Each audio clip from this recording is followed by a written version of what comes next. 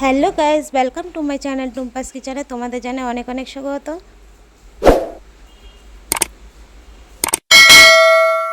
আবারও আজকে একটা নতুন রেসিপি নিয়ে চলে এসেছি।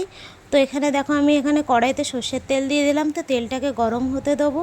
তারপরে এখানে দিয়ে দেবো একটু জিরে ফোড়ন আর একটা তেজপাতা। তো একটু দেখো, জিরে ফোড়ন দিয়ে দিলাম অল্প, হাফ চা চামচ মতন। তারপরে দিয়ে দেবো একটা তেজপাতা। এরপরে দিয়ে দেবো পেঁয়াজ কুচি। তো এখানে আমি একটা মিডিয়াম সাইজের পেঁয়াজ কুচি করে রেখেছিলাম, সেটা দিয়ে দিলাম। তো এবার দিয়ে দেবো আমি টমেটোর কুচি। এখানে একটা মিডিয়াম সাইজের টমেটো কুচি দিয়েছি। তারপরে এবার দিয়ে দেবো ছোট ছোট করে কেটে রাখা আলু। তো এখানে আমি দুটো আলু ব্যবহার করেছি, তোমরা চাইলে যেরকম খাবে সেরকম দিতে পারো।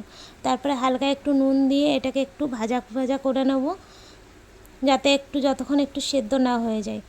তো দেখো, এবার ভাজা ভাজা হয়ে গেছে। এবার আমি দিয়ে দিলাম এতে জিরের গুঁড়ো, হাফ চা চামচ হলুদ গুঁড়ো, হাফ চা চামচ লঙ্কার গুঁড়ো, তারপরে আদা রসুনের পেস্ট দিয়ে এটাকে ভালো করে কষিয়ে নিতে হবে।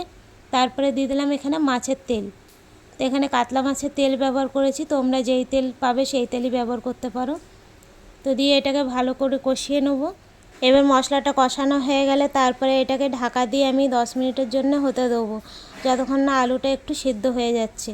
তো আমি ঢাকা দিয়ে দিলাম, 10 মিনিট পরে ফিরে আসছি। তো দেখো, আমার রান্নাটা প্রায় হয়ে এসছে। তো বন্ধুরা, তোমরা বাড়িতে অবশ্যই ট্রাই করো, অবশ্যই ভালো লাগবে খেতে গরম ভাতের সাথে। এবার আমি দিয়ে দেবো এখানে গরম মশলা। তো এখানে আমি শাহি গরম মশলা ব্যবহার করেছি, তোমরা যেই গরম মশলা পাবে সেটা ব্যবহার করতে পারো। তো বন্ধুরা, তোমাদের যদি এই রান্নাটা যদি ভালো লাগে তো অবশ্যই লাইক কমেন্ট শেয়ার করে দিও, আর একটা সাবস্ক্রাইব করতে ভুলো।